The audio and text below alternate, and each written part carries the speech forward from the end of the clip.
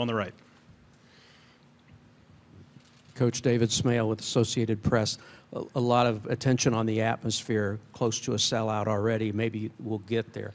Talk about the advantage to your team, and you've been in the other setting. Talk about the disadvantage to the other team. Well, I think we've played in a lot of big atmospheres all year long. That's been one of the things that we challenged our team with early, right? So, you know, we were at Iowa. We were in the Florida tournament, which turned into a great atmosphere as well for that championship game. Certainly in the Big 12, we face a lot of big crowds. We've had tremendous crowds here this year. That's one of the things that has been so much fun to watch our team connect with the community and the community embrace and really support this team. So I think our students have been fantastic. It's a tough atmosphere when our students get going. So the better we play, the louder our fans are. So we've got to play good basketball, but certainly they've supported us, and at times, as I've said in here numerous times, at times they've lifted us and carried us forward because it is a big advantage. What does Portland challenge? How does Portland challenge you for the game? They've got a big center in the middle and then a lot of tall guards. Yeah. Well, you mentioned it right there. They've got good size at the guard spot. They've got a 6'6" player that really defends the rim well for them. Defensively, they create some chaos. They create a lot of turnovers. I think they're averaging 11 steals a game. They lead their conference in that. They've just got a good overall basketball team, and certainly coming off a very big win over Gonzaga in the championship. But not just that one. They got the Santa Clara one before that one. So they've got a good, solid basketball team. Stay here on the front right. Scott Pritchard, Kansas State University. Jeff, I was wondering, after the selection show, you said this is one of my favorite days. You're talking about getting the coffee on and kind of getting things going. Walk me through that routine that night and just how much fun this has been for you. Yeah, you know, I'm one as a coach that I get more sleep as the game gets closer. I think that when you talk about the selection show, you know, it's a late night, right? There's a lot of preparation, you know, so I don't know what time we shut it down. I'm not one that looks at the clock necessarily. You just shut it down when you're too tired to watch any more film, right? So you know, but it's an early morning. The next, it's an exciting time, right?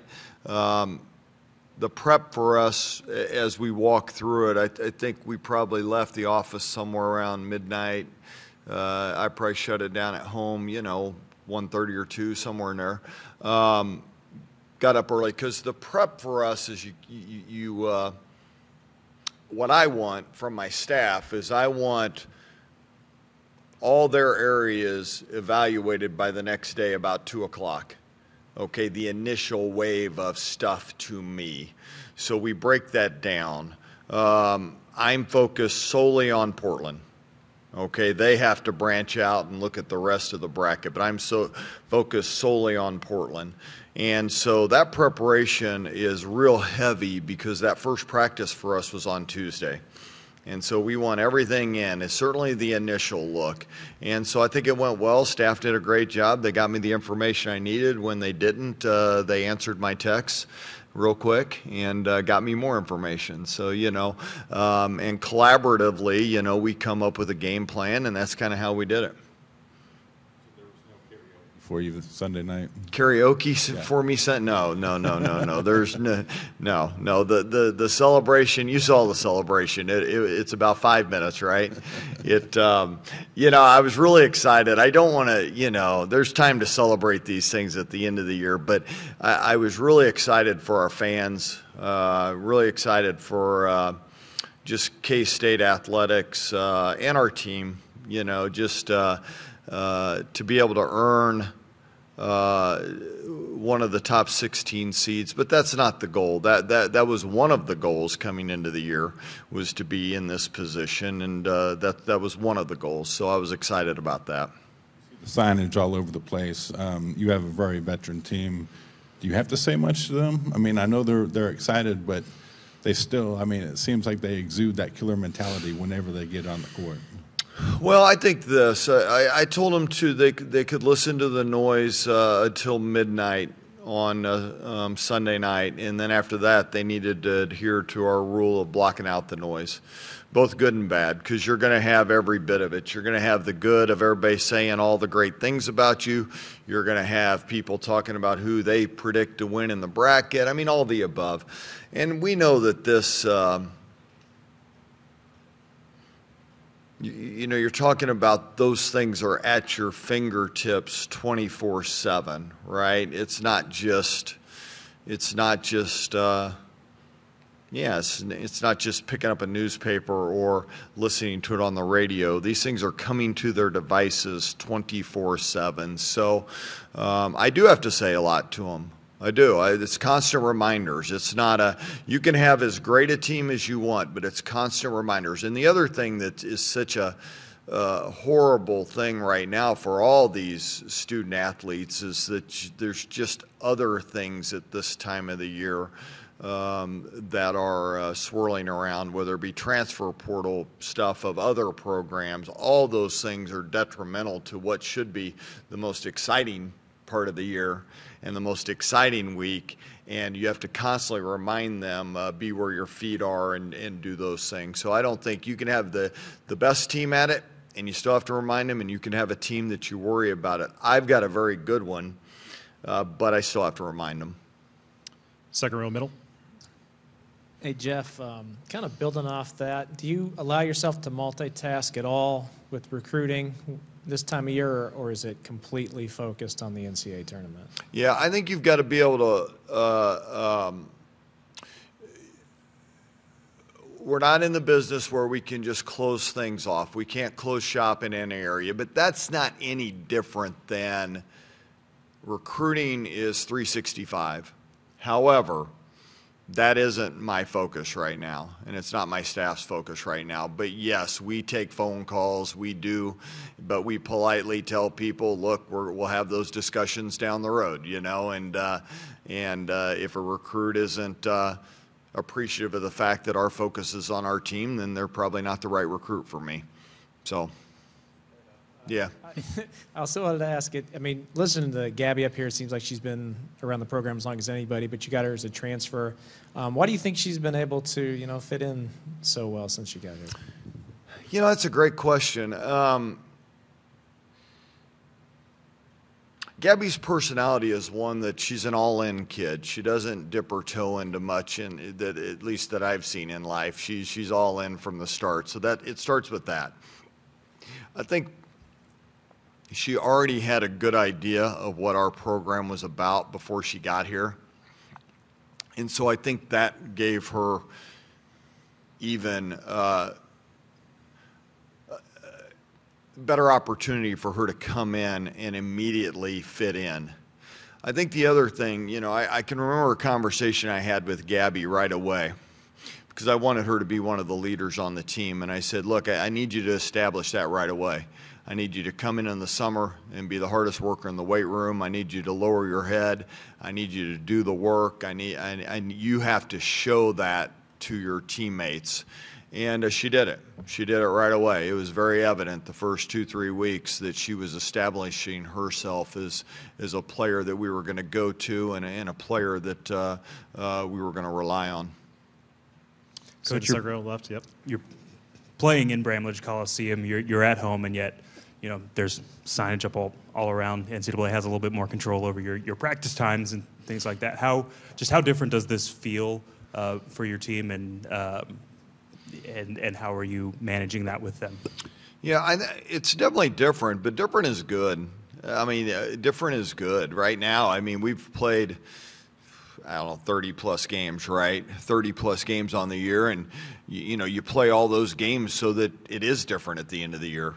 It is exciting. It is different. We don't do a lot of press conferences before practices throughout the year.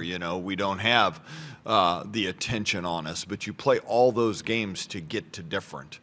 And we've earned it. It's certainly the advantages of being at home. There are different distractions of being at home, ticket distractions. You have families coming in. You have all those different things that our players need to manage.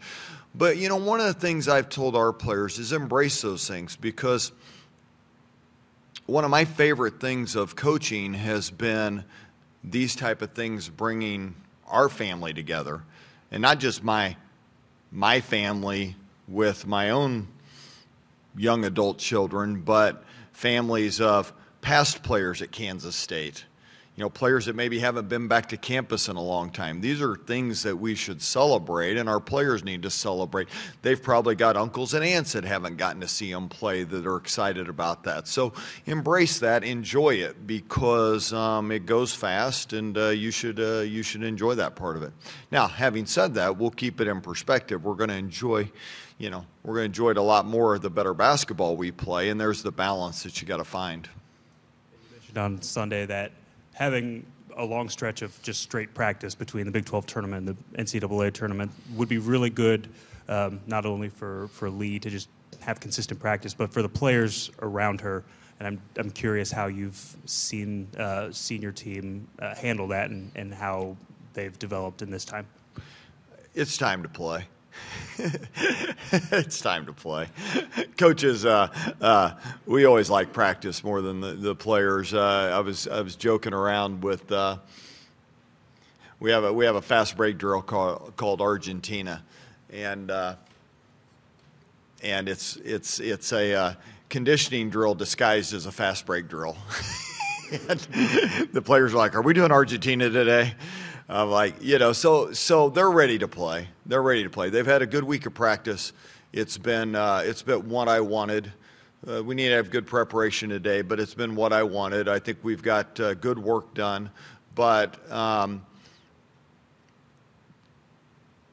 think the fact that the game is now here, the preparation for the game is now here, is better, because that gap is, As we talked to the Big 12 tournament, when they moved the Big 12 tournament up, you knew you were going to have that big gap. I'd had experience with that with other leagues, and so I went back over my practices of other leagues, and I think this team has handled the break well, and I think it was a good break for us, but now it's time to play. Front left. Arnie Green, Topeka Capital Journal. The players, when they were up here, seemed pretty loose and seemed to really be embracing it like you talked about. But has that kind of been their personality all year, or are you seeing just the excitement maybe of being the host in the tournament? I think a little of both. I mean, it's a fun team to be around. I think they've been excited with just the energy that has been around campus, the energy that's been around the community.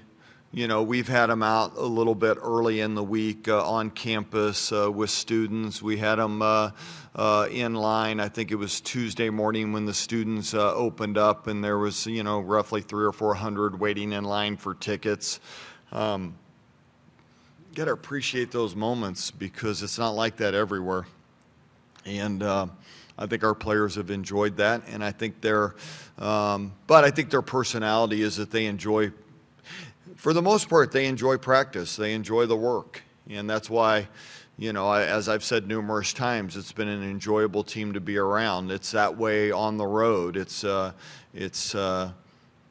know, people that travel with us. It really, people use the word family loosely now, you know.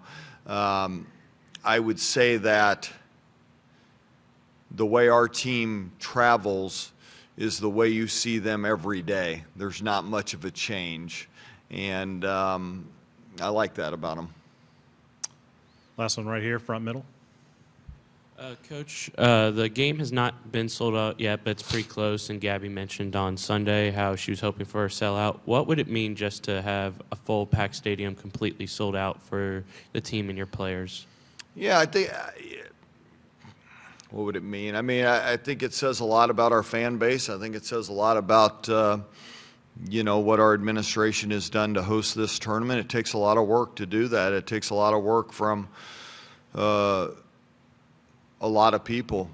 Fan experience. It takes a lot of work for our table crews, extra work. It's one of the things, though, that when you get into college athletics,